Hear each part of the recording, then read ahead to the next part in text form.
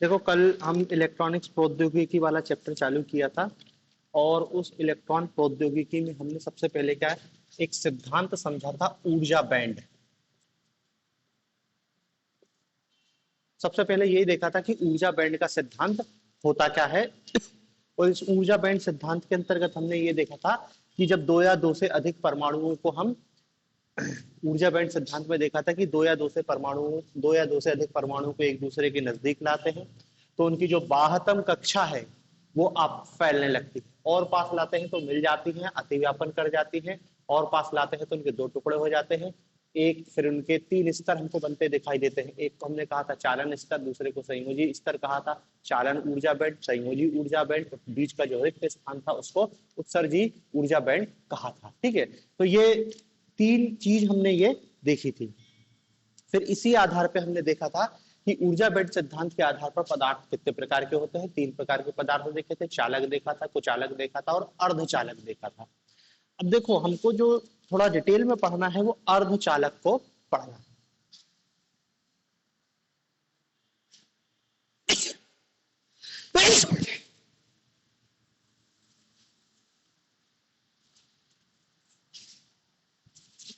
अर्धचालक semi conductor.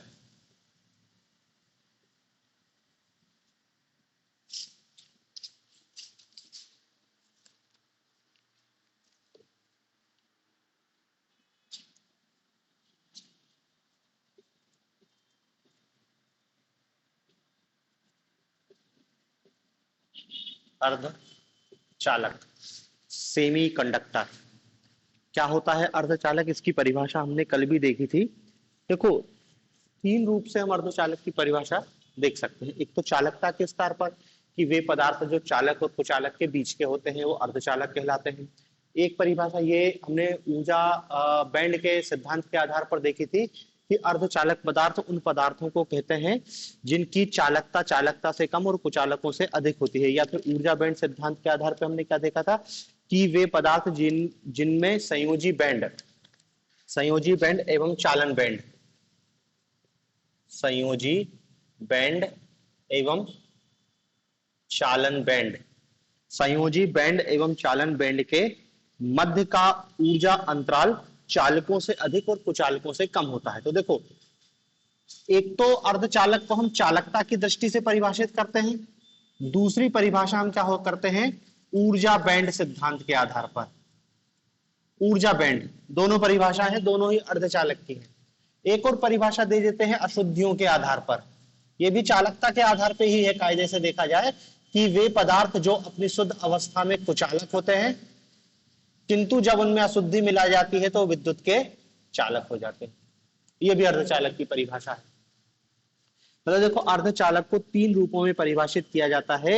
एक तो सिंपल परिभाषा है कि वे पदार्थ जिनकी चालकता चालक से कम हो और कुचालकों से अधिक हो अर्धचालक कहलाते हैं।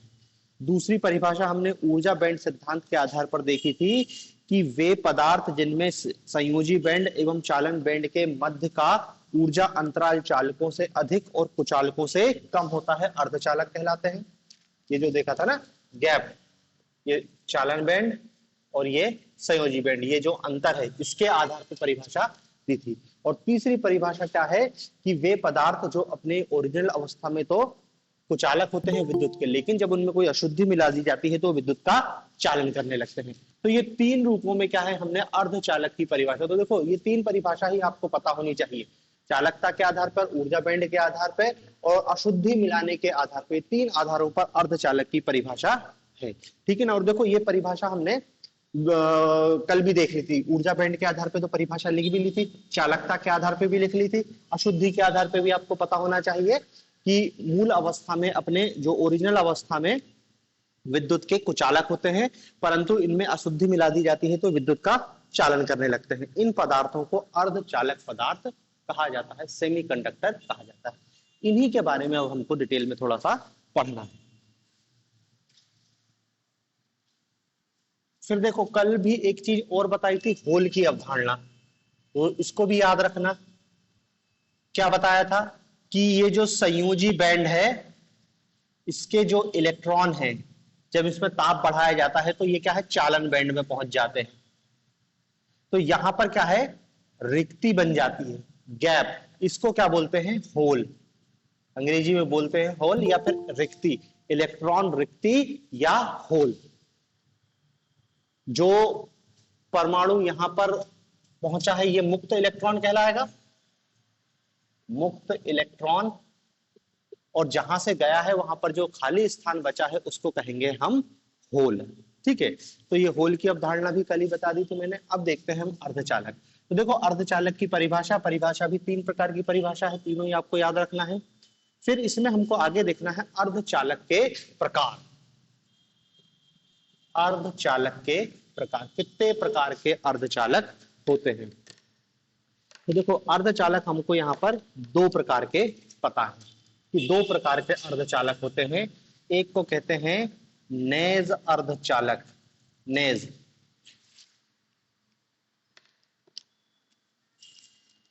नेज या इसी को कहते हैं शुद्ध अर्धचालक, शुद्ध अर्धचालक, नेज अर्धचालक या शुद्ध अर्धचालक। और दूसरा होता है अपद्रव्य या अशुद्ध अर्धचालक, अपद्रव्य या अशुद्ध अर्धचालक। अर्धचालक 2 प्रकार के होते हैं, नेज अर्धचालक या शुद्ध अर्धचालक, और दूसरा होता अशुद्ध अर्धचालक या अपद्रव्य अर्धचालक। ये 2 प्रकार के अर्धचालक होते हैं, एक एक करके देखते हैं। पहले देखते हैं नेज अर्धचालक या शुद्ध अर्धचालक। देखो नाम में ही हो रहा है कि शुद्ध अर्धचालक है वो, तो इसकी परिभाषा क्या हो सकती है कि वे अर्धचालक,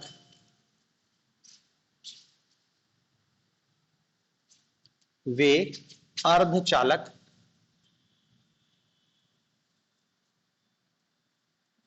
वे अर्धचालक जो एक ही प्रकार के परमाणुओं से मिलकर बनते हैं, परमाणुओं से मिलकर बनते हैं।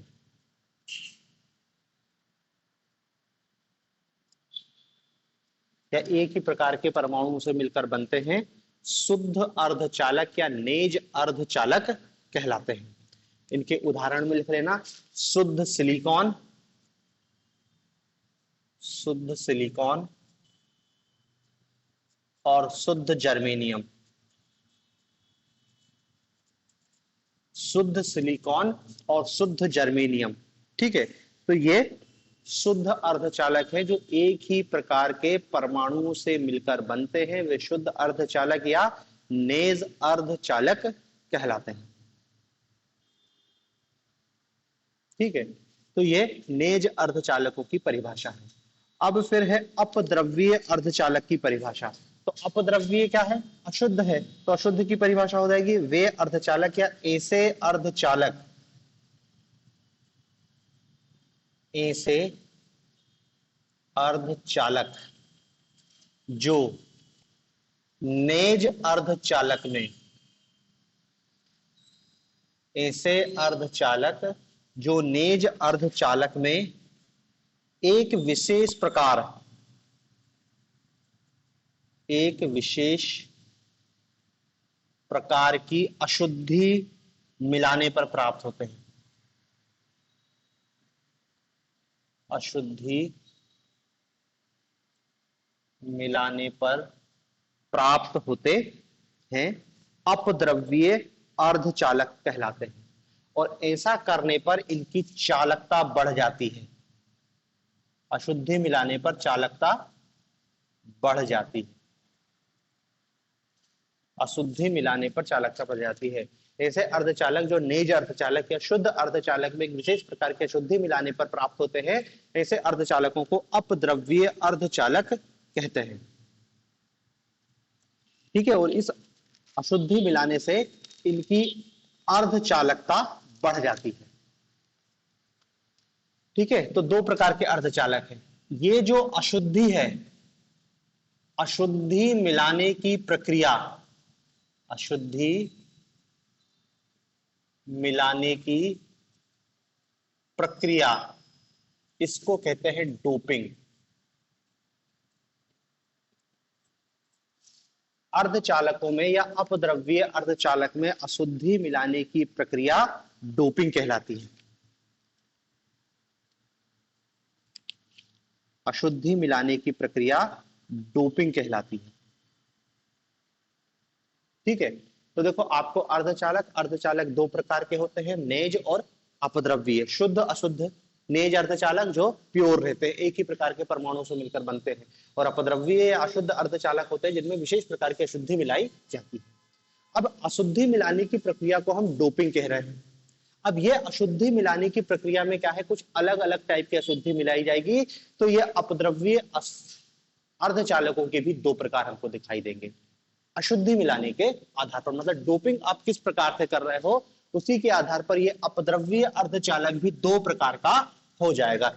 एक को कहते हैं एन प्रकार का अर्धचालक और दूसरा कहलाता है पी प्रकार का अर्धचालक।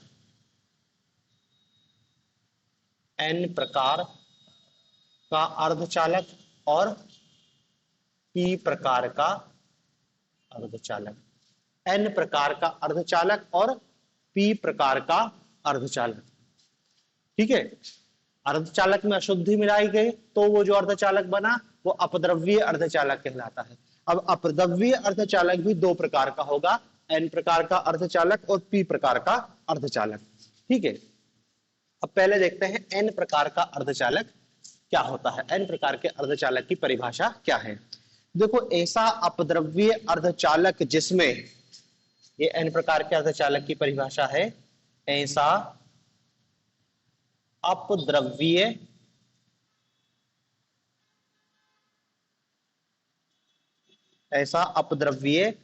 अर्धचालक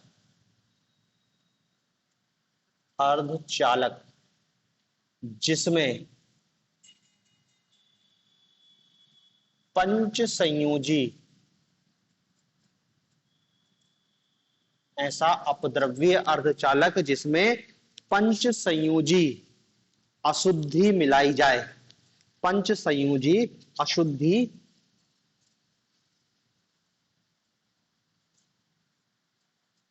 मिलाई जाए या मिली हुई हो, तो वो एन प्रकार का अर्धचालक कहलाता है। पंच संयोजी अशुद्धि मतलब ऐसे पदार्थ की अशुद्धि मिलाए जिनकी संयोजकता कितनी हो, 5 हो। संयोजकता मतलब समझ रहे ना, बाह्यतम कक्षा में कितने इलेक्ट्रॉन होंगे तो वही उसकी संयोजकता कहलाएगी। तो ऐसे पदार्थ मिलाए जाएं जिनकी संयोजकता कितनी है, 5। तो जब 5 संयोजकता वाले पदार्थों को आप अर्धचालक में मिलाते हो, शुद्ध अर्धचालक या नेज अर्धचालक में मिलाते हो, तो जो अर्धचालक बनता है वो कहलाता है एन प्रकार का अर्धचालक। अब देखो, इसमें आपको उदाहरण भी याद रखना है कि ये पंच संयोजी अशुद्धियों में कौन कौन सी अशुद्धियां होती हैं। एक तो मिलाते हैं फास्फोरस, या तो फास्फोरस मिला के बना दो या फिर एंटीमनी मिला के बना दो। ये सब पंच संयोजी, इनकी सबकी संयोजकता 5 है। आर्सेनिक, ठीक है, इन सब की संयोजकता 5 होती है, इसलिए सब ये पंच संयोजी अशुद्धि के अंतर्गत आते हैं। और आपको एन प्रकार का अर्धचालक बनाना है तो आप नेज अर्धचालक में फास्फोरस, एंटीमनी, आर्सेनिक ये अशुद्धियां मिलाएं। क्यों? क्योंकि ये सब पंच संयोजी पदार्थ है, इनके परमाणु के बाह्यतम जो कक्षा है उसमें 5 इलेक्ट्रॉन उपस्थित होते हैं, इसलिए ये पंच संयोजी पदार्थ कहलाते हैं। ठीक है, तो देखो ये एन प्रकार का अर्धचालक हो गया। एन प्रकार का अर्धचालक में हम क्या है, पंच संयोजी अशुद्धि मिला रहे हैं। पंच संयोजी अशुद्धि मिलाने से जो अर्धचालक बन रहा है वो एन प्रकार का अर्धचालक कहलाता है। अब देखो, ये एन प्रकार के अर्धचालक में थोड़ा सा समझना, अपने लिए काम का इतना ही है, लेकिन यदि थोड़ा सा समझोगे ना तो यदि क्वेश्चन कठिन आएगा तो भी आपसे बनेगा कि एन प्रकार के अर्धचालक को एन प्रकार का अर्धचालक क्यों कहते हैं। एन प्रकार का अर्धचालक है, पी प्रकार का ही अर्धचालक हम उसको क्यों कह रहे हैं। नेगेटिव पॉजिटिव से संबंधित है, लेकिन आंसर थोड़ा सा उसका अलग है। देखो, ये अपना ऊर्जा बैंड है कि भाई ये हो गया हमारा संयोजी बैंड और ये हो गया चालन बैंड। संयोजी बैंड और चालन बैंड, मान लो ये अपना अर्धचालक है, जर्मेनियम है, जर्मेनियम की संयोजकता 4 होती है। बाहतक कक्षा में 4 इलेक्ट्रॉन उपस्थित होते हैं। अब इसमें जब हम क्या है पंच संयोजी अशुद्धि मिला रहे हैं, जर्मेनियम है, इस जर्मेनियम में हमने क्या है पंच संयोजी अशुद्धि मिलाई। जब इसमें पंच संयोजी अशुद्धि मिलाएंगे तो देखो इसमें 4 इलेक्ट्रॉन पहले से उपस्थित है। अब क्या है ऐसा पदार्थ मिला रहे हैं जिसकी संयोजकता 5 है, मतलब उसमें 5 इलेक्ट्रॉन उपस्थित है। तो देखो ये क्या है, यहाँ पर ये जो संयोजकता स्तर है इसमें तो क्या है संयोजी इलेक्ट्रॉन पाए जाते हैं, संयोजी इलेक्ट्रॉन पाए जाते हैं। और यहाँ पर क्या है, ये जर्मेनियम के जो 4 इलेक्ट्रॉन है अशुद्धि के 5 इलेक्ट्रॉन आएंगे तो 4 तो इससे जुड़ जाएंगे, एक ज्यादा बच जाएगा। जो एक ज्यादा बच जाएगा वो यहाँ पर एक अलग ऊर्जा स्तर में चला जाएगा जिसको कहते हैं हम दाता ऊर्जा स्तर। 5वां इलेक्ट्रॉन यहां पहुंचेगा, दाता ऊर्जा स्तर, दाता ऊर्जा स्तर। ये 5वां इलेक्ट्रॉन दाता ऊर्जा स्तर में पहुंच जाएगा। यहां पर ऐसा, यहां पर 5वां इलेक्ट्रॉन यहां पर पहुंच जाएगा। अब देखो होता क्या है कि जब इस अर्धचालक के ताप में वृद्धि की जाती है तो ये जो इलेक्ट्रॉन क्या है ये संयोजी ऊर्जा स्तर को क्रॉस करके क्या है चालन ऊर्जा स्तर में पहुंचेंगे। तो देखो सबसे पहले तो यही वाला पहुंच जाएगा और बाकी ताप बढ़ेगा तो ये भी धीरे धीरे संयोजी ऊर्जा स्तर से निकल कर क्या है चालन ऊर्जा स्तर में पहुंच जाएंगे। मतलब इनके संयोजकता बंध टूटेंगे और ये सीधे क्या है जंप कर करके चालन ऊर्जा स्तर में यहाँ पर पहुंच जाएंगे। और यहाँ पर ये जो पहुंचेंगे इनको हम क्या बोल देंगे, ये आ गए यहाँ पर मुक्त इलेक्ट्रॉन, मुक्त इलेक्ट्रॉन। यहां पर ये जो इलेक्ट्रॉन गए हैं तो यहां पर जो होल बन गए हैं रिक्तियां, ये क्या बन जाएगी होल। ये इलेक्ट्रॉन जंप करके यहां गए तो यहां पर जो इलेक्ट्रॉन है इनको मुक्त इलेक्ट्रॉन नाम दिया और जो यहां पर खाली स्थान छोड़ा उसको हम क्या कह रहे हैं होल कह रहे हैं। अब देखो क्या याद रखना है हमको ये याद रखना है कि ये जो n प्रकार का अर्धचालक होता है इस n प्रकार के अर्धचालक में जो होल है वो अल्पसंख्यक होते हैं, होल कम संख्या में होते हैं, अल्पसंख्यक कह लो या कम संख्या में होते हैं। और जो मुक्त इलेक्ट्रॉन है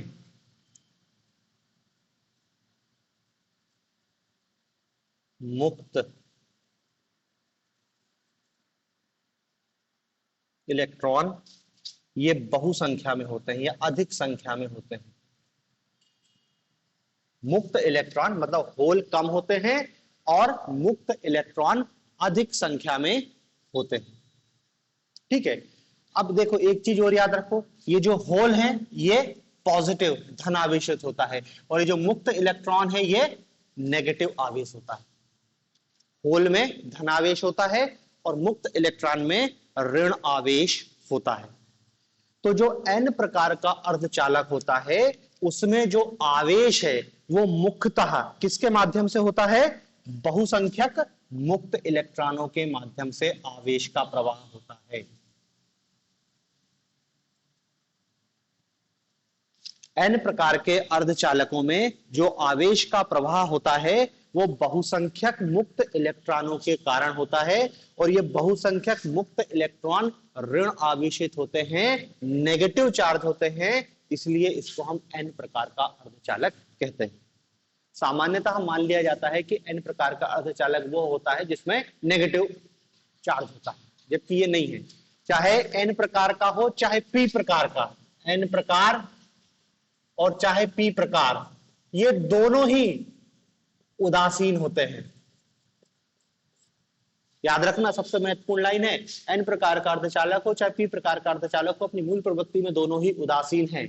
लेकिन फिर भी हम इसको n और p क्यों कह रहे हैं, क्योंकि जो n प्रकार का अर्धचालक है उसमें आवेश का प्रवाह बहुसंख्यक मुक्त इलेक्ट्रॉनों के कारण होता है, क्योंकि यहाँ पर मुक्त इलेक्ट्रॉनों की संख्या ज्यादा है और ये मुक्त इलेक्ट्रॉनों के कारण ही क्या है आवेशों का प्रवाह हो रहा है। इसलिए ये मुक्त इलेक्ट्रॉनों के कारण हो रहा है और चूंकि मुक्त इलेक्ट्रॉन नेगेटिव चार्ज होता है, ऋण आवेशित होता है, इसलिए इसको n प्रकार का अर्धचालक कहते हैं। मतलब ये मैंने आपको सिर्फ इसलिए बताया ताकि आपको ये पता हो कि एन प्रकार का अर्धचालक एन प्रकार का अर्धचालक क्यों कहलाता है। उसको नोट करके लिख लेना कि एन प्रकार के अर्धचालक को एन प्रकार का अर्धचालक इसलिए कहते हैं क्योंकि इसमें इलेक्ट्रॉनों का, इसमें आवेशों का प्रवाह मुक्त इलेक्ट्रॉनों, बहुसंख्यक मुक्त इलेक्ट्रॉनों के द्वारा आवेश का प्रवाह होता है और ये मुक्त इलेक्ट्रॉन ऋणावेशित होते हैं, नेगेटिव चार्ज होते हैं, इसलिए इसको हम एन प्रकार का अर्धचालक कहते हैं। इतनी बात याद रखनी है। मतलब देखो, अपद्रव्य अर्धचालक दो प्रकार का, एन प्रकार का, पी प्रकार का। फिर आपको एन प्रकार की परिभाषा बहुत सरल है कि भाई जब हम अर्धचालक में पंच संयोजी अशुद्धि मिला देते हैं तो एन प्रकार का अर्धचालक बन जाता है। पंच संयोजी अशुद्धि मतलब क्या? ऐसे पदार्थ जिनकी संयोजकता 5 हो, मतलब बाहतम कक्षा में 5 इलेक्ट्रॉन उपस्थित होते हैं। जब 5 इलेक्ट्रॉन उपस्थित होते हैं, पंच संयोजी अशुद्धि मिल गई तो वो एन प्रकार का अर्धचालक बन गया। फिर और कठिन क्वेश्चन की भैया ये इसको एन प्रकार का अर्धचालक क्यों कह रहे हैं? क्योंकि इसमें जो आवेशों का प्रभाव है वो बहुसंख्यक मुक्त इलेक्ट्रॉनों के कारण होता है और जो बहुसंख्यक मुक्त इलेक्ट्रॉन है वो ऋणावेशित होते हैं, इसलिए इसको हम एन प्रकार का अर्धचालक कहते हैं। बाकी एन प्रकार के अर्धचालक अपने आप में मूल रूप से वो उदासीन होता है, उस पर नेगेटिव चार्ज नहीं होता। ऐसा नहीं कि उसमें नेगेटिव चार्ज है इसलिए इसको एन प्रकार का कह रहे हैं। उसमें आवेशों का प्रवाह बहुसंख्यक इलेक्ट्रॉन और ये बहुसंख्यक इलेक्ट्रॉन मुक्त इलेक्ट्रॉन क्या है? ऋणावेशित है, इसलिए एन प्रकार का अर्धचालक कहलाता है। ठीक है, तो ये एन प्रकार के अर्धचालक की परिभाषा हो गई। ठीक है, अब हमको दूसरा पी प्रकार के अर्धचालक को देखना है। पी प्रकार का अर्धचालक, पी प्रकार का अर्धचालक। तो देखो, पी प्रकार के अर्धचालक की परिभाषा भी सेम टू सेम होगी कि ऐसा अपद्रव्य अर्धचालक, इसी को लिख दे रहा हूं पी प्रकार का, ऐसा अपद्रव्य अर्धचालक जिसमें पंच संयोजी के स्थान पे क्या आ जाएगा? ऐसा अपद्रव्य अर्धचालक जो जिसमें त्रिसंयोजी,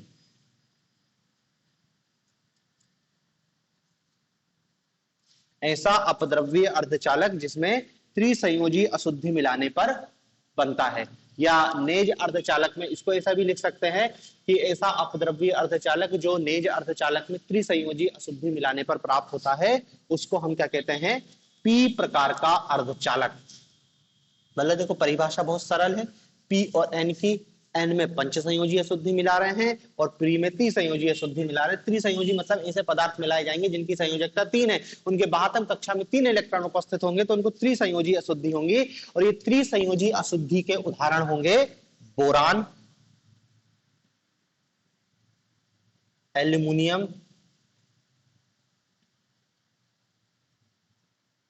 गैलियम,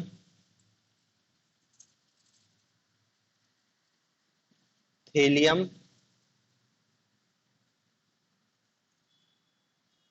थेलियम और इंडियम के उदाहरण भी आपको याद रखना है। एन प्रकार के अर्धचालक में कौन सी अशुद्धि मिला रहे हैं, पी प्रकार के अर्धचालक में कौन सी अशुद्धि मिला रहे हैं। ठीक है, पी प्रकार के अर्धचालक में हम त्रिसंयोजी अशुद्धि मिला रहे हैं और त्रिसंयोजी अशुद्धियों में कौन कौन है? बोरान है, एल्युमिनियम है, गैलियम है, थेलियम है और इंडियम है। ठीक है, तो देखो ये हो गया आपका पी प्रकार का अर्धचालक। अब देखो, पी प्रकार के अर्धचालक को भी यदि मैं थोड़ा सा बताऊं तो इसमें भी एन प्रकार के अर्धचालक जैसी ही बात होती है, बस थोड़ा सा ये अलग रहता है।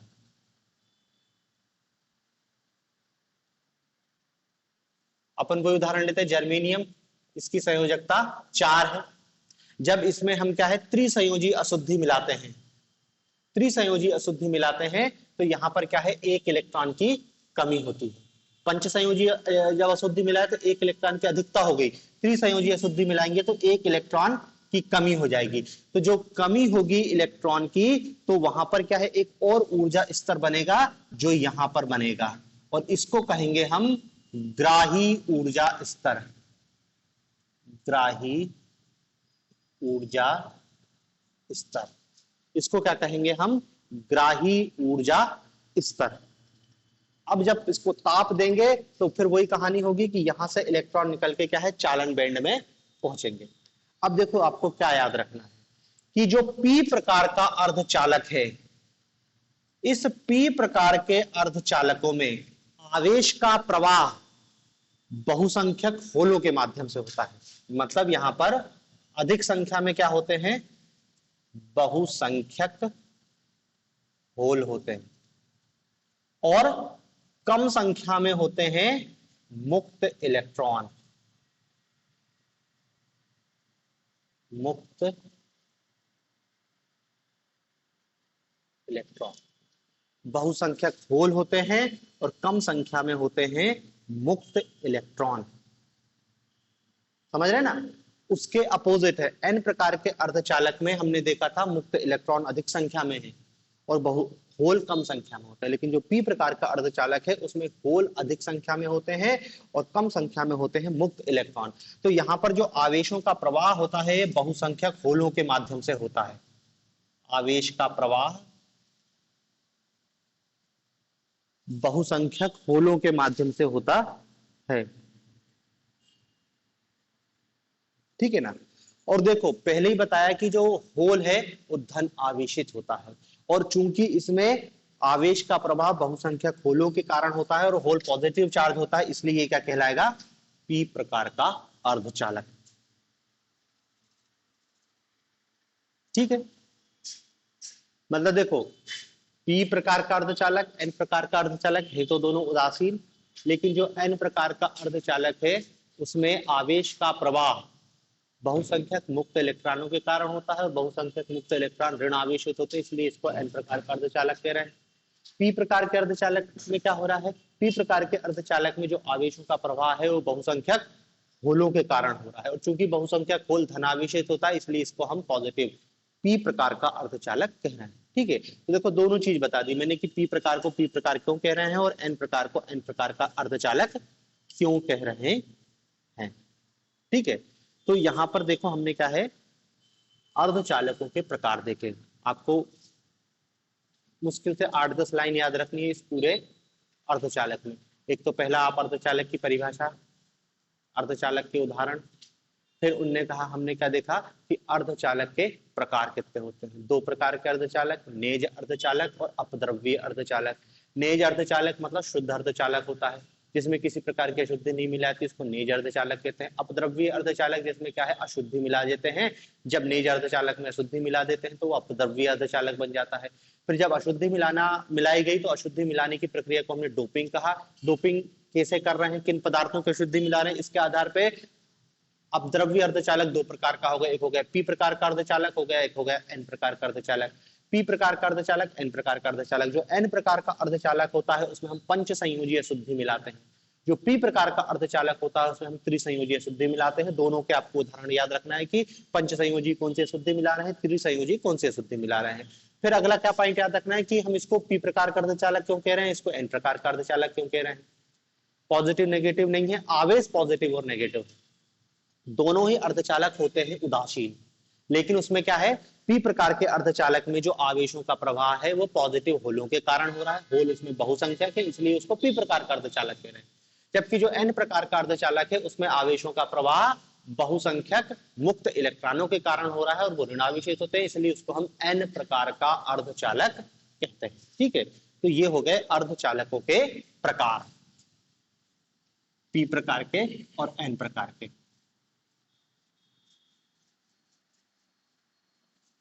अब इसमें देखना है कि हम जो P और N प्रकार के अर्धचालक बनाते हैं तो Pn संधि कहते हैं उसको। Pn संधि बनाने की विधियां देखनी हमको। Pn संधि निर्माण पहला समझते हैं थोड़ा सा। Pn संधि निर्माण, Pn संधि निर्माण, P प्रकार का अर्धचालक, N प्रकार का अर्धचालक दोनों को मिला के हम जो बना रहे हैं वो Pn संधि निर्माण कहलाता है। तो देखो Pn संधि निर्माण होता क्या है, तो देखो परिभाषा नाम से ही हो रहा P और N कि जब एक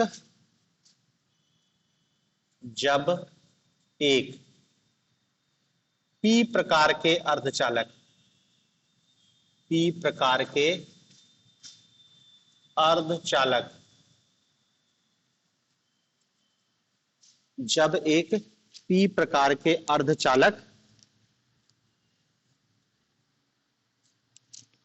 को N प्रकार के अर्धचालक, N प्रकार के अर्धचालक, जब एक p प्रकार के अर्धचालक को n प्रकार के अर्धचालक से परमाणविक स्तर पर जोड़ा जाता है, परमाणविक स्तर पर जोड़ा जाता है,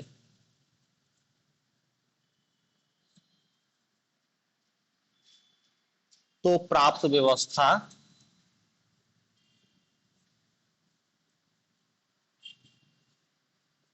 पीएन संधि कहलाती है, पीएन संधि कहलाती है। और अभी हम देखेंगे कि इसी को हम पीएन संधि डायोड कहते हैं। अभी डायोड को हम अलग से पढ़ेंगे, लेकिन आप ये जान लो कि ये पीएन संधि डायोड है। मतलब देखो बिल्कुल सिंपल है कि हमने पी और एन संधि जो अर्धचालक है इनको जोड़ दिया, कुछ नहीं। ये आपका पी प्रकार का अर्धचालक है, ये आपका एन प्रकार का अर्धचालक है।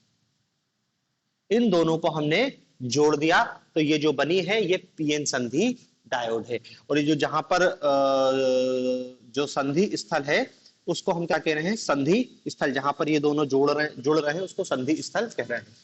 अब देखो इसमें एक चीज और समझ लो, अब भी अपन ने क्या है पी प्रकार का अर्धचालक और एन प्रकार का अर्धचालक पढ़ के आए हैं। जो पी प्रकार का अर्धचालक है उसमें क्या होता है, होल बहुसंख्यक होते हैं। होल क्या होते हैं, बहुसंख्यक। और जो एन प्रकार का अर्धचालक होता है उसमें क्या होते हैं, मुक्त इलेक्ट्रॉन होते हैं बहुसंख्यक। ये क्या है, मुक्त इलेक्ट्रॉन, मुक्त इलेक्ट्रॉन होते हैं बहुसंख्यक। अब भी अपन ने देखा कि भाई इसको हम कह ही इसलिए रहे हैं कि ये पी प्रकार का है क्योंकि उसमें जो होल है वो अधिक संख्या में और आवेशों का प्रवाह होल के माध्यम से हो रहा है। जबकि जो एन प्रकार का अर्धचालक है उसमें क्या है, आवेशों का प्रवाह मुक्त इलेक्ट्रॉनों के माध्यम से हो रहा है। अब जब हम इनको जोड़ेंगे और जोड़ने के बाद फिर इसमें कुछ परिवर्तन होगा, उस परिवर्तन को हमको समझना है। देखो एक तो आपको ये याद रखना है कि पीएन संधि निर्माण कैसे होता है। सिंपल है, पी प्रकार के अर्धचालक को एन प्रकार के अर्धचालक से जोड़ दिया तो बन गया पीएन संधि निर्माण। इसी को पीएन संधि डायोड कहते हैं। हालांकि इसकी विधियां भी पूछ लेता है कई बार कि पीएन संधि निर्माण की कौन कौन सी विधियां हैं। 3 टाइप की विधि होती है पीएन संधि निर्माण की। एक होती है मिश्र धातु विधि, एक है मिश्र धातु विधि, मिश्र धातु विधि, मिश्र धातु विधि। मिश्र धातु विधि क्या होती है कि जब हम क्या है जर्मेनियम और सिलिकॉन के क्रिस्टल में, जब हम क्या है जर्मेनियम या सिलिकॉन के क्रिस्टल में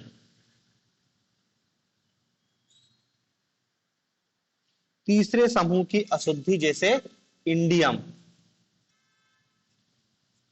इंडियम को विशेष प्रकार के पिघला के मिला दें, पिघलाकर मिला दें। मिश्र धातु की जब शुद्ध जो हमारा अर्धचालक है उसमें हम क्या है तीसरी अशुद्धि मिला रहे, जैसे इंडियम जैसी अशुद्धि को पिघला के विशेष विधि से पिघला के और मिला दें तो जो अर्धचालक बनेगा वो मिश्र धातु विधि से अर्धचालक बनेगा। दूसरा अर्धचालक बनाने की विधि है विसरण विधि, विसरण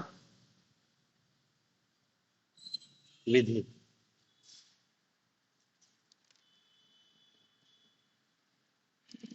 विसरण विधि, विसरण विधि में क्या कर रहे हैं, अर्धचालक को पी प्रकार के अर्धचालक को, इसमें पी प्रकार के अर्धचालक को निर्वात में गर्म किया जाता है, निर्वात में गर्म किया जाता है और फिर इस पर पंच संयोजी अशुद्धि, पंच संयोजक अशुद्धि की वाष्प फिर इस पर पंच संयोजी अशुद्धि या पंच संयोजक अशुद्धि की भाप को छोड़ दिया जाता है, तो फिर पी प्रकार का अर्धचालक विसरित हो जाता है और ये विसरण विधि कहलाती है। देखो, विधि इतनी महत्वपूर्ण नहीं, बस आपको प्रकार याद रख लेना कि अर्धचालक बनाने की तीन विधियां हैं, एक मिश्र धातु विधि और एक विसरण विधि। मिश्र धातु विधि में क्या है, क्रिस्टल पर दूसरी धातु अशुद्धि पिघला के मिला दी जाती है। विसरण विधि में क्या करते हैं, पी प्रकार के अर्धचालक को निर्वात में गर्म किया जाता है और उस पर फिर क्या है, पंच संयोजी अशुद्धि की वाष्प को मिलाया जाता है, तो पी प्रकार का अर्धचालक विसरित हो जाता है। तो ये हो गई एक विसरण विधि। और तीसरी होती है वाष्प निक्षेपित संधि विधि। वाष्प निक्षेपित संधि विधि। वाष्प निक्षेपित संधि विधि। वाष्प निक्षेपित संधि विधि में क्या करते हैं हम,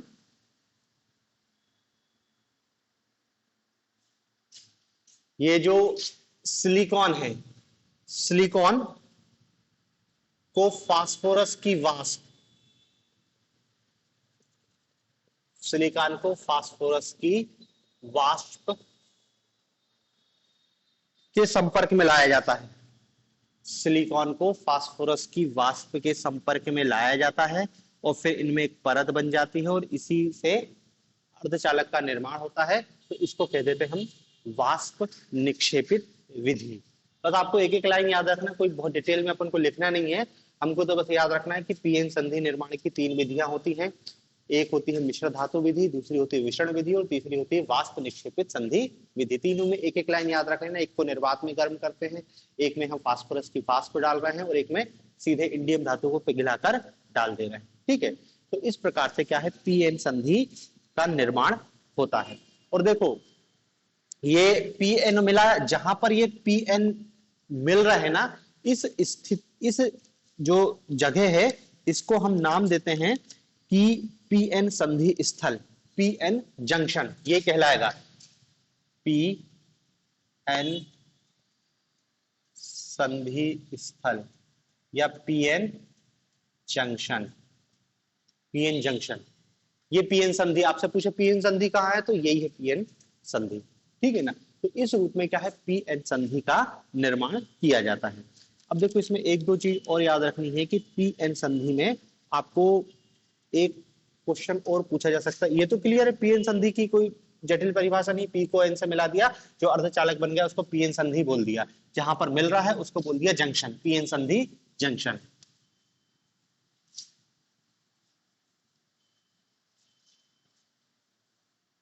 अब देखो, इसमें एक क्या होती है, अवक्षय परत होती है, उसको थोड़ा सा और समझ लेना है। ये आपका पी प्रकार का है, ये एन प्रकार का अर्ध है। इस पी प्रकार के अर्धचालक में क्या है, होल बहुसंख्यक है और यहां पर क्या है, मुक्त इलेक्ट्रॉन है, मुक्त इलेक्ट्रॉन। अब देखो होता क्या है, यहां पर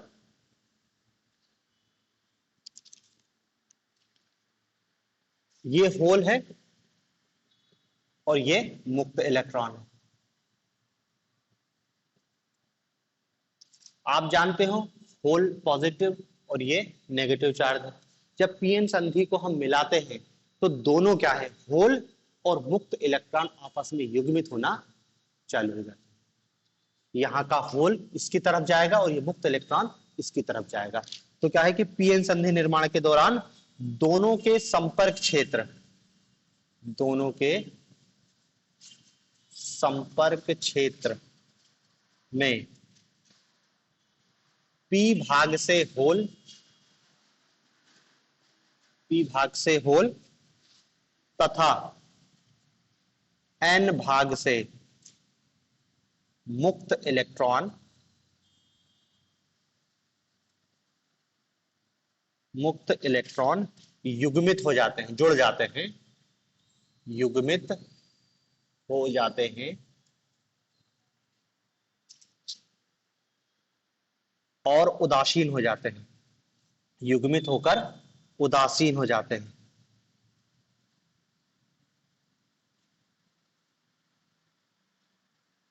इस दौरान आवेशों का क्षय होता है। आवेशों का क्षय होता है कहां पर, यहां पर। ये यहां से आके मिल रहे हैं, जुड़ गए हैं, उदासीन हो जाते हैं। उदासीन हो गया मतलब आवेशों का क्षय हो गया। आवेशों का क्षय हो जाता है, इसलिए ये जो बीच का स्थल है एक मोटी परत बन जाती है, और इसको हम बोल देते हैं, एक तो बोलते हैं हासी क्षेत्र। हासी क्षेत्र क्यों? क्योंकि यहां पर इलेक्ट्रॉन आवेशों का हास हो रहा है, और इसी को कहते हैं हम अवक्षय परत। अवक्षय परत। तो देखो ये मैंने आपको अवक्षय परत ही बताई है कि अवक्षय परत क्या होती है, क्योंकि अभी आगे आएगा अवक्षय परत की मोटाई कम और ज्यादा होगी। तो आपको ये तो पता हो कि अवक्षय परत होती क्या है। क्या है, जब हम पी और संधि, पी और एन का जो संधि स्थल है, जो मिलन क्षेत्र है, वहां पर क्या है, पी प्रकार के अर्धचालक से होल आते हैं, एन प्रकार के अर्धचालक से मुक्त इलेक्ट्रॉन आते हैं, और दोनों आपस में आकर युग्मित हो जाते हैं। दोनों जब युग्मित होंगे तो उदासीन हो जाएंगे। उदासीन होगा मतलब आवेशों का क्षय हो गया। तो आवेशों का क्षय होता है, इसलिए इसको हासी स्थल कहते हैं। और आवेशों का क्षय होने के कारण हम इसको क्या है, एक परत का निर्माण हो जाता है दोनों के बीच, जिसको हम बोलते हैं अवक्षय परत। क्या बोल रहे हैं इसको, अवक्षय परत। ठीक है ना। तो देखो ये अवक्षय परत अभी आगे आएगा, क्योंकि इसी की मोटाई को लेकर क्वेश्चन पूछा जाएगा। तो देखो ये पी एन संधि निर्माण हो गया। अब इसमें हमको देखना है कि जो पी एन संधि डायोड की अभिनति क्या होती है। पी एन संधि डायोड की, पी एन संधि जो निर्माण हो रहा है उसकी अभिनति, पी एन संधि की अभिनतियां।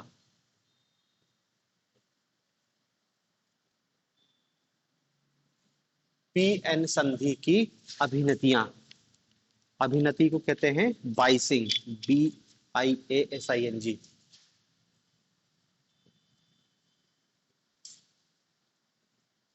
बाइसिंग, पी एन संधि की अभिनतियां। तो देखो पहले तो अभिनति समझो कि अभिनति होती क्या है। अभिनति, बाइसिंग कहते किसको है। अभिनति की परिभाषा है कि किसी पी एन संधि डायोड को, किसी पी एन संधि डायोड को विद्युत वाहक बल स्रोत से, विद्युत वाहक बल स्रोत से जोड़ने का तरीका, जोड़ने का तरीका अभिनति कहलाता है। अभिनति कहलाता है। किसी पी एन संधि डायोड को विद्युत वाहक बल स्रोत से जोड़ने का तरीका क्या कहलाता है, अभिनति कहलाता है। मतलब क्या है कि ये आपका पी एन संधि डायोड है, मान लो ये पी हो गया, ये बीच की अवक्षय परत हो गई, और ये एन प्रकार का, ये एन प्रकार का, ये पी प्रकार का। इसको हम क्या है, जोड़ रहे हैं, किसी बैटरी से जोड़ दे रहे हैं। ये ऐसा, ये पॉजिटिव और ये नेगेटिव। तो ये जो जोड़ने का तरीका है ना, इस जोड़ने के तरीके को ही क्या कहते हैं, बाइसिंग, अभिनति कहते हैं। ठीक है ना। अब ये दो प्रकार से जोड़ा जाता है, तो वही हमको देखना है कि पीएन संधि की दो प्रकार की अभिनतियां होती हैं। एक को कहते हैं हम अग्र अभिनति। ये जो अभिनति है ये दो प्रकार या दो प्रकार से जोड़ा जाता है। ये अभिनति तो समझ गए, अभिनति मतलब क्या है, पी और एन को क्या है, हम विद्युत वाहक बल से जोड़ रहे हैं, किसी बैटरी से जोड़ रहे हैं, तार लगा रहे हैं उसमें। ये दो प्रकार से लगाया जाता है। तो ये अभिनतियां इसी आधार पर दो प्रकार की हो जाती है। जोड़ने के आधार पर ही अभिनतियां दो प्रकार की होती हैं। एक को कहते हैं अग्रदिशिक अभिनत, फॉरवर्ड बाइसिंग। अग्र दिशिक अभिनति, अग्रदिशिक अभिनति। और दूसरा है उत्क्रम अभिनति, उत्क्रम अभिनति, उत्क्रम अभिनति। अग्रदिशिक अभिनति और उत्क्रम अभिनति। अब इसकी परिभाषा हमको देखना है कि अग्रदिशिक और उत्क्रम अभिनति होती क्या है। देखो अग्रदिशिक क्या है कि जब किसी पीएन संधि डायोड को, जब किसी पीएन संधि डायोड को, डायोड के पी भाग को, पी भाग को सेल या बैटरी, बैटरी के धन टर्मिनल से, धन टर्मिनल से तथा एन भाग को बैटरी या सेल लिख लो, सेल के ऋण टर्मिनल से जोड़ा जाता है, ऋण टर्मिनल से जोड़ा जाता है,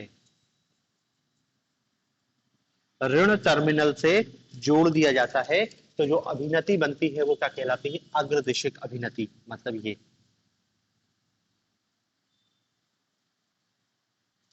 क्या कह रहे हैं? पी भाग को सेल के धन टर्मिनल से, ये धन हो गया, ये ऋण हो गया, ये पी हो गया, ये एन हो गया, ये आपकी अग्रदिशिक अभिनति हो गई कि पी सिरा बैटरी के धनात्मक सिरे से जोड़ दिया और एन सिरा बैटरी के ऋणात्मक सिरे से जोड़ दिया। तो जो बाइसिंग बनी उसको कह रहे हैं फॉरवर्ड बाइसिंग, अग्रदिशिक अभिनति।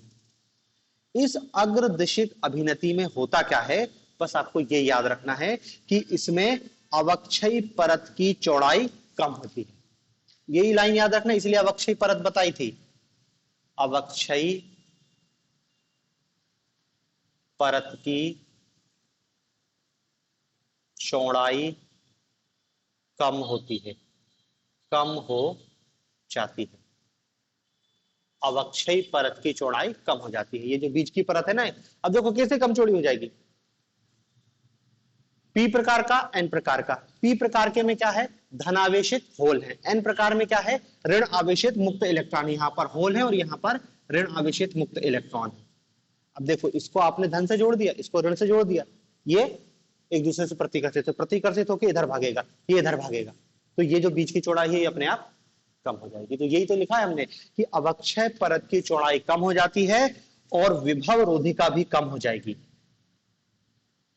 विभव रोधिका कम हो जाएगी।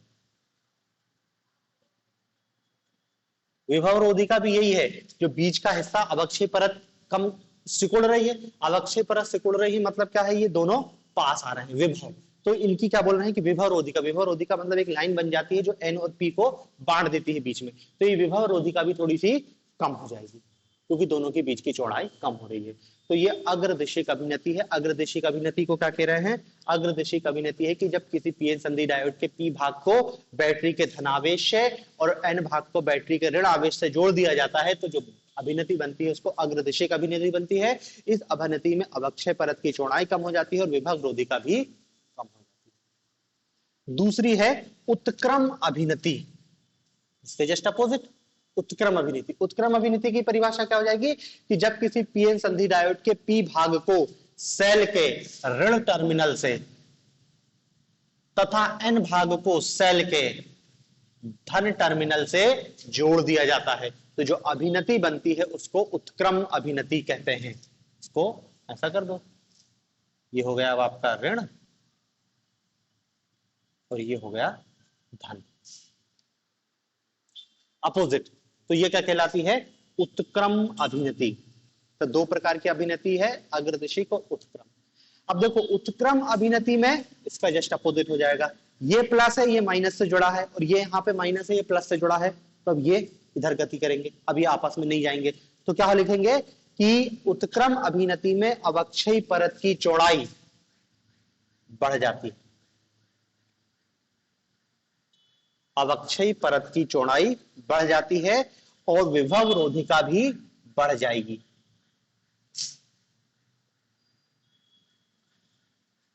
विभव रोधिका भी बढ़ जाएगी। समझ गए? अग्रदिशिक और उत्क्रम।